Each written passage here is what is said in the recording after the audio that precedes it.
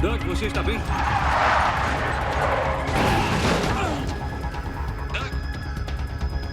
Doug?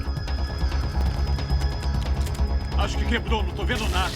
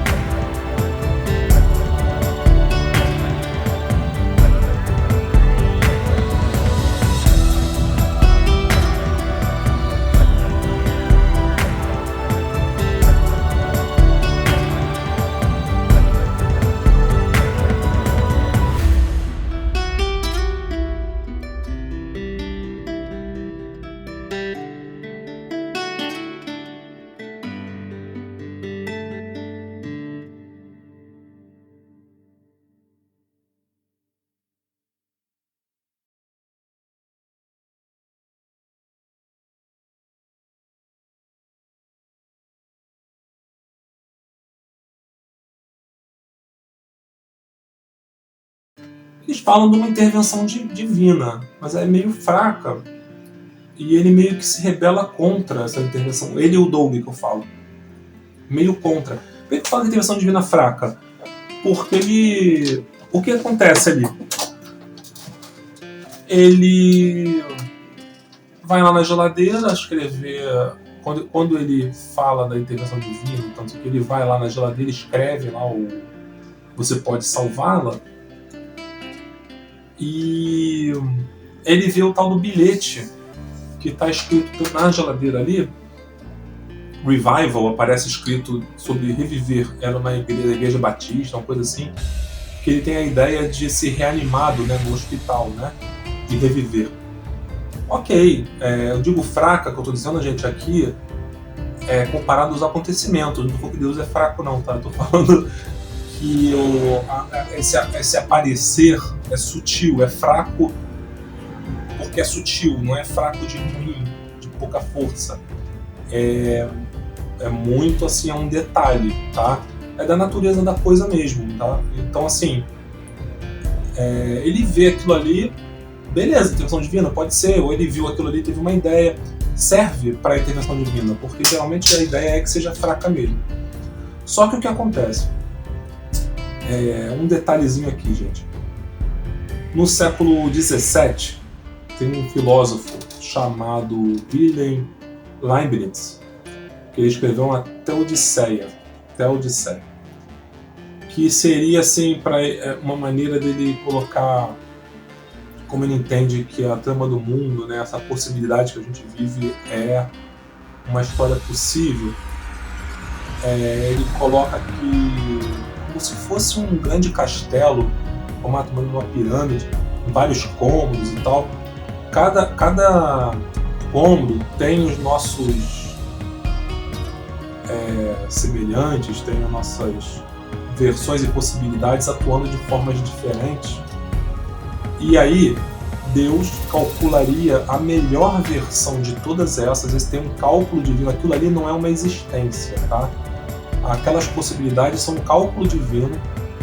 A partir dessas possibilidades, desse cálculo, Deus torna real a melhor versão possível, calculada por Ele mesmo. Isso teve muita influência no nosso pensamento atual, historicamente falando. Isso é apresentado, isso eu estou pegando de um artigo que eu li, tá, gente? Eu estou me baseando nele, eu estou tomando ele como algo plausível, estou me reportando a ele, estou dizendo que é uma verdade absoluta. Estou tomando temporariamente aqui, é uma base, tá? Estou falando a partir disso. Essa razão divina e tal influencia até hoje as histórias de que tudo existe por uma razão. Muitos filmes de ficção, que a gente fala que tem um final leibniziano, que se você tentar mexer você piora, porque no efeito borboleta, por exemplo, se você mexer você vai estragar tudo. Existem filmes, tá, gente? Até nesse artigo ali fala de alguns do Stephen King, pega vários, assim, você tenta mudar e tudo fica pior, e no fim das contas a versão original era melhor, porque aí você entende que é o que Deus proveu, que Deus deu. E a gente, de certa maneira, até fala muito disso, de você lidar com a realidade como ela se apresenta e tal. Mas tem uma razão divina também nisso. Então, de uma certa maneira, levando em conta isso, esse filme é um pouco diferente, por quê? Em parte, o Doug não aceita isso. Essa coisa, ele sempre pega as pessoas depois de cometer o crime, dessa vez ele queria pegar alguém antes de fazer o crime. Não aceita a morte da Claire. Quando ele descobre que é possível, ele luta, né, para impedir essa morte. Não toma como um acontecimento ou como uma versão melhor possível dela morrendo como necessário. Tá? Ele não aceita de que aquilo é o melhor, que é para bem, ou que Deus sabe o que faz. Essas influências são criadas historicamente. Quem estuda história e tal sabe muito melhor do que eu, mas tem muitas coisas, gente, muitas convicções que vêm de pensamentos assim, que influenciaram o modo da gente pensar, tá? Então, ele meio que não aceita essa razão divina, esse pensamento de que aquela versão é a versão original e, portanto, é a melhor, Deus sabe o que faz. É até engraçado que o cientista fala de Deus e ele não fala, que eu me lembro, ele nem fala de Deus. Ele até fala, mas vai ter uma intervenção divina, mas um certo tom até de ironia, porque o terrorista fala que a única maneira dele... que ele vai precisar de uma intervenção divina. Aí ele volta dizendo que aquilo ali, que está havendo uma pequena intervenção divina e tal. Não que ele não acredite. Mas ele não fica falando de Deus e tal, que Deus fez, não fez. Tem um momento que a Claire está fazendo uma oração, ele até fecha os olhos, parece que estão orando junto. Dizendo que ele nega a Deus, não, mas ele nega essa versão, essa realidade, nesse sentido, nesse postulado, como Deus sabe o que faz. Então, assim, coisas que a gente desconhece, só Deus sabe. Ele não deixa na conta de Deus, ele vai lá e não aceita e quer alterar. Então, de certa maneira, por isso também que eu estou dizendo um pouco, que ele não toma por esse caminho. A questão não é muito aí, né, a questão do divino, de que aquilo é o melhor, tá? Falo um pouco por aí. Que é a melhor versão calculada. Aí indo no final ali, naquela cena final do filme, muda a condição básica na balsa, quando a gente leva a Claire, a gente que eu digo o Doug, né? E o terrorista vê o carro ali pelo carro dela e tem que voltar. Muda muita coisa ali, né? O terrorista vai morrer também e tal. Muda novamente a condição básica, né? Tanto que os eventos se desencadeiam de uma forma diferente. Como ele salvou, aí eu já tinha falado isso, ele salvou todo mundo e tal. No final que chega ali o Doug pra pegar o depoimento da Claire, ali ele não vai precisar fazer nada. Esse terceiro Doug não vai precisar fazer nada, ela tá salva, a balsa não explodiu, aí no máximo vai ter que investigar. Então, olha só, se o Doug vai para uma outra realidade, com o segundo Doug, ele deixa a sua realidade sem Doug, tá? Ele é desaparecido, beleza? Importante, gente, aqui. Uma conclusão aqui importante. Não tá acabando o vídeo, não. Mas uma coisa importante a partir daí é que, assim, pra gente, pra nossa vida, tá? Não faz sentido você querer mudar as coisas sem que você queira viver num mundo diferente. Tá? Você pode até, mas não faz muito sentido. Tá? Você, por exemplo, querer viver uma vida diferente. Muita gente, às vezes, acontece da mulher querer mudar, por exemplo, o homem. Eu vou endireitar ele. Isso acontece muito de ouvir falar.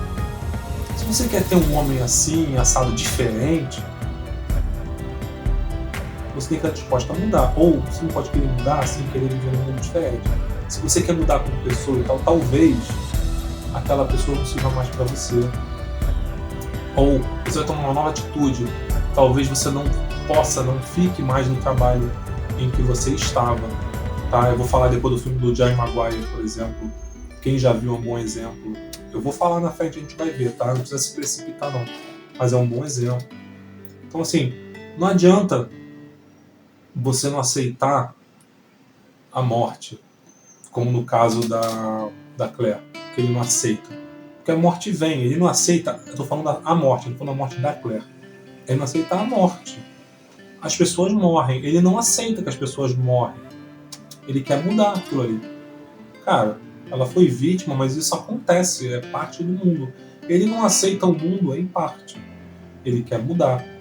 E a morte vem, ele não quer mudar, ele não quer aceitar a morte, e a morte vem do mesmo jeito. Só que agora veio para ele, mas é a mesma morte. A morte. A morte não deixa, ele não impede a morte como tal. A morte continua existindo. A Claire, mesmo sendo salva, vai morrer. Em algum momento, todo mundo vai morrer. Ele não impede a morte. Ele impede um acontecimento que leva ela à morte ali. Mas ele não aceita a morte, porque o acontecimento havia já se dado na realidade originária. Né? Ele não aceita, ele vai tentar salvar e tal. Essa coisa de salvar, gente, é muito nobre, mas tem um lado de não aceitação que a gente precisa pensar. Quando a gente quer ostentar, quando a gente faz coisas assim, bota uma máscara, é falso, ou tem medo, tudo isso é a gente não aceitar a realidade. No filme do Coach Carter, o time está jogando mal, as pessoas não conseguem aceitar o lugar onde elas estão. Elas podem melhorar, mas elas não conseguem aceitar para melhorar. Isso tem muito da falta de esperança, ou muitos, nos casos mais religiosos e espirituais, falta de fé. Eu não quero ir para um lado de pregação aqui, mas faz sentido, tá? Quem tem fé não se desespera porque crê em algo. Aquela fala do nada me faltará é nesse sentido. Você não se desespera, você descansa em pastos verdejantes, no caso da ovelha. Isso é uma fala do pastor Ariovaldo Ramos. A ovelha é um bichinho voraz que ela come o pasto pela raiz. Ela não descansa, ela devora. Então você não se desespera, você não sai correndo para tentar garantir tudo. Você descansa, você repousa, você crê em Deus. Não vai te faltar. Tô falando de desespero, tá, gente? Eu não tô pregando, não. Ô, glória! Desespero pode ser você ter fé em várias coisas, inclusive em Deus, né? Obviamente, nos espiritualidade. cristianismo, urbano, enfim. O risco dele ali, que era o viver, né, acaba acontecendo que ele paga. Porque quem leva ela para casa é o outro. Ele é o segundo Doug, e talvez haja argumento para que ele possa ser o primeiro também, mas ele não é o terceiro. Definitivamente. Quem viu o Doutor Estranho é que nem se outro Doutor Estranho ficasse com a mulher que ele gosta. Aquele Doutor Estranho que tem lá um terceiro olho, que é meio esquisito, que quer ir para a realidade dele para poder ficar com a mulher que eu esqueci o nome, que ele não quer deixar. Não é uma coisa tão bonita assim, e bela, tal. Não é ele, é outro. Mesmo sendo uma versão dele, não é ele. Isso fica claro para quem vê esse filme. Chegar aqui e falar quem levou ela para casa foi outro Doug, não foi ele. O outro Doug nem sabia o que estava acontecendo. Ele só colheu os frutos do que o outro plantou. Tá, gente? O outro Doug é como se fosse outra pessoa. Tá? O que ele queria viver, ele arriscou salvar ela. Eu vou subentender aqui de que ele queria viver com ela, estava apaixonado por ela, queria viver com ela. E tudo que ele fez ali, ele não viveu. Então a gente tem que ver, gente, que uma coisa é você salvar porque você acha que salvando você vai ter. Outra coisa é você viver. Então, às vezes, para você viver, você, em vez de arriscar a sua vida, você vai viver. Se você quer viver um amor, ao invés de você tentar salvar alguém, você vai viver o seu amor, você salva a sua vida. A forma de você viver o seu amor é vivendo, não é fazendo o outro viver. O que a gente faz muitas vezes é isso, na codependência. Tá? A realidade não é outra coisa. A hipótese, gente, para ela ser uma hipótese, ela precisa não ser real. A realidade, para ser real, ela tem que não ser uma hipótese. Existe uma distinção daquilo que é o ideal. Quando ele está ali salvando, querendo salvar o que é um ideal, talvez nesse ideal, eu não posso afirmar, mas muito provavelmente ele queria viver com ela, ele queria salvar, ficar com ela e tal. Né, gente? É de se esperar, né? Os produtores, eles falam dele estar apaixonado, ele se apaixonar por ela. O intuito é gerar isso no público, né? Dela ser de todo mundo. Eles usam uma palavra, mas assim, como se todo mundo se apaixonasse por ela de uma certa maneira. Nem falam em apaixonar, não. Mas para passar isso pra gente também, né? Ele, metaforicamente falando, tá? Não no filme especificamente, mas ele não trocou a realidade por outra. Ele trocou a realidade ou o real por algo irreal. Ele cruzou a fronteira, ele saiu do mundo, tá? Quando a realidade é o mundo, tá? Ele saiu desse mundo.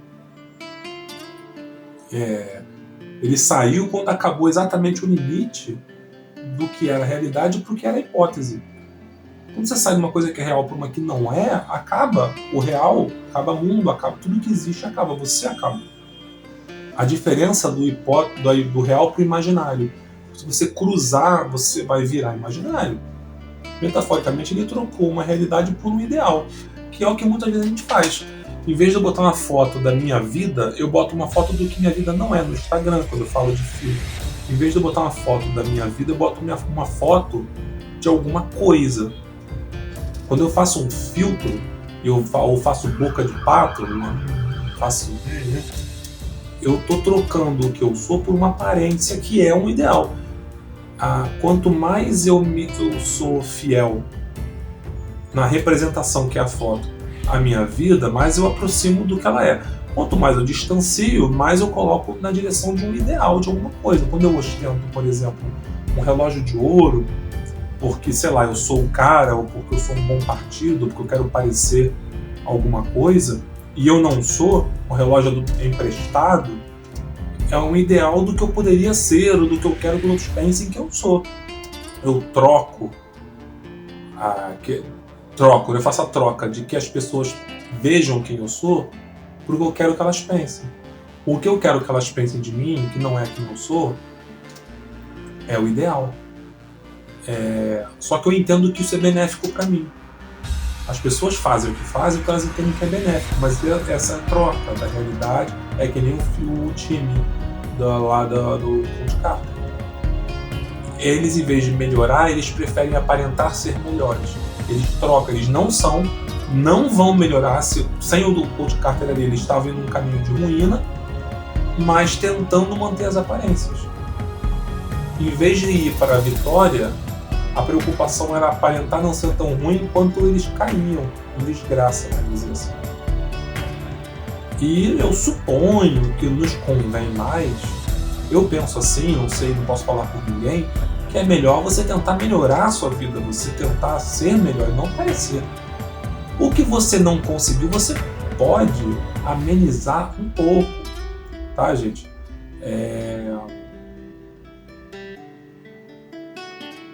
Ter amor próprio, se preservar, não é transformar, não é mentir necessariamente, passar uma imagem falsa, tá? Se defender não é o mesmo que alienar todo mundo, não é a mesma coisa. O problema, né, da codependência é o que eu estava falando, eu mudo a realidade do outro. O mundo seria muito melhor se as pessoas fossem como eu. Então, assim, todo mundo tem que mudar para a tua vida ser melhor. Essa questão que eu falei da mulher querer mudar o marido, vão mudar ele, vou dar um jeito nele, acontece muito, né? Eu vejo mais mulher falar isso do que o homem, né? Não é impossível, mas assim, em termos do que é comum, na minha vivência, a mulher fazer isso. Então, assim, vou mudar. Aí, o que acontece? Muitas vezes, passa a ser mais importante a vida do outro, que o outro mude e tal, do que eu lidar com a minha vida, que é ir atrás do que eu realmente quero. Então a minha vida passa a estar em segundo plano. Esse emprego, em vez de chegar assim e falar, eu quero trabalhar numa empresa que tem A, B e C, eu ir trabalhar numa empresa que tem D, E, F, e eu vou ficar tentando mudar para ver se ela passa a ter A, B e C.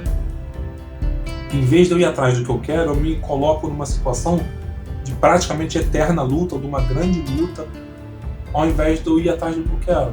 Eu quero um homem que seja assim, assim, assim. Ao invés de eu ir atrás e me responsabilizar, de alguma maneira eu ir atrás disso, eu também estar relativamente preparada, no caso da minha mulher, né, para poder lidar, ter um homem assim, porque eu quero um homem educado, assim, assim, assado, mas eu sou uma barraqueira, sabe? Eu quero um homem polido, com cultura, aí eu não tenho nenhuma, eu não tenho para trocar com esse cara.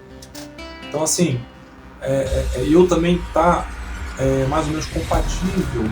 Por exemplo, eu quero alguém ideal, né? Mas eu sou ideal para alguém, eu me coloco como uma condição de eu passível de ser ideal para alguém, eu só quero ideal para mim. Eu quero alguém fiel, mas eu não sou fiel, eu quero fazer o outro de bobo, eu quero ter controle, sabe? Isso tudo, gente, é a questão da codependência. Poxa, se pelo menos ele fizesse tal coisa. Gente, se você quer tal coisa, vai atrás de tal coisa. Quer ser amada e tal, vai procurar alguém que te ame. Agora, o que eu costumo sempre falar, você quer sentir amor, vá amar. Não vá procurar alguém que te ame, vá amar. Aí você que tem que amar. Quer sentir amor, você só sente o teu amor. Você não sente o amor do outro, tá? Isso é importante. A realidade do outro se torna mais importante, você está se enganando, né? Mais importante do que a sua vida. A sua vida fica em segundo plano. O que aconteceu com o Doug? É tão importante salvar ela que ele morreu. Será que ele queria trocar a vida dele pela dela? Fica na conta, é heróico, mas ele não sabia. Ele não deu a vida dele por ela. Ele assumiu o risco, se colocou em perigo. Isso daí tudo bem, é heróico pra mim. Mas ser heróico pra mim é complicado. Mas pra mim é. Aí tudo bem, até certo ponto. Mas ele não foi deliberadamente dar a vida por ela. Ele queria viver, eu suponho, com ela. Ele não queria se eliminar da equação ali, do resultado. entendeu? Então a gente tem que tomar cuidado com as decisões que a gente toma, porque se eu quero viver um amor, eu não posso me prender à necessidade de que tenha que ser com aquela mulher que eu vi que estava inclusive morta. Posso procurar um amor de uma pessoa que está viva. Não, eu vou mudar o mundo para fazer valer. Aí você se perde naquele caminho, você se esvai, você se esgota, você acaba, você perece, que é o que aconteceu com ele. E a outra fica lá, linda e bela, e vai viver com o outro. Salvou ela para o outro levar para casa. Então, assim, você tem que tomar cuidado sempre, né? Se o que você quer é viver uma história de amor e tal, não sei o quê, você tem que procurar encontrar uma história de amor, não é fabricar uma. E o que acontece é a história da mulher querer mudar o homem. Ou aquele cara serve para você, ou ele não serve. A condição básica determina se uma pessoa é boa para você ou não. Hoje em dia, você encontra alguém no Tinder, vai, transa e tal, sem saber se aquela pessoa presta, nem se o nome daquela pessoa é aquele mesmo. Então, gente, a gente não é obrigado a agir com pressa, tá? Tudo bem que o tempo das coisas é esse, acontece. Eu também entrei no Tinder, conheci gente, mas a gente não é obrigado, a gente não tem que conseguir dar certo nesse modelo. A gente pode conhecer alguém e esperar para ver se aquela pessoa realmente é aquilo que a gente quer, eu ter bem balizadas as minhas condições. Não tem nada errado você conhecer alguém e transar. Eu não estou aqui para julgar, pelo menos. Mas, se eu quero encontrar alguém fiel, família, parará, companheiro ideal para mim, aí, digamos que fosse, né, isso como exemplo, eu não posso sair pegando qualquer um e ficar tentando mudar os outros. Ah, eu vou endireitar. Se você vai endireitar é porque ele não é o que você está procurando. O erro é seu. E o cara vai passar a vida inteira ali dando esperança, dando corda e esperança para aquela pessoa, porque ele está obtendo o que ele quer. Ele está com ela, ele está com outras. Entendeu? Então, assim, a tua vida está em segundo plano. Você depende que ele mude para que você possa supostamente ser feliz. E você nem sabe se vai ser. Porque quando ele muda, ele não fica contigo. É disso que se trata essa questão aqui, entendeu? E isso vale para emprego. Estou falando aqui de relacionamento. Acho que é um exemplo mais clássico, comum. Para o emprego também, gente. Querer que a empresa mude. Você tem que estar no lugar errado. Ficar reclamando de tudo. Por que tem gente que fica reclamando de tudo? Ela está insatisfeita e não muda. A vida dela está em segundo plano. Tem tudo, tem que mudar. Ela fica reclamando. Tá? Quem abre mão, então, da realidade, abre mão da própria vida. Própria também no sentido daquilo que é seu. A constituição do que é essa vida. Ou a condição básica. Tá? Quando você quer ser aceito, mas você abre mão da realidade e você finge que você é uma outra coisa, você não está se aceitando, você não está indo ver e investir em você, colher frutos da tua própria vida, do que constitui aquilo que você saiu de partida. Aí você está meio aleatório, meio vendo se dá sorte, aí você vai ficar meio que ao sabor dos acontecimentos, tá? E a gente não está à deriva necessariamente, a gente pode pensar nossas ações, tem muita coisa que a gente pode fazer para interferir um pouco no resultado das coisas na nossa vida, né, que a gente busca e tal.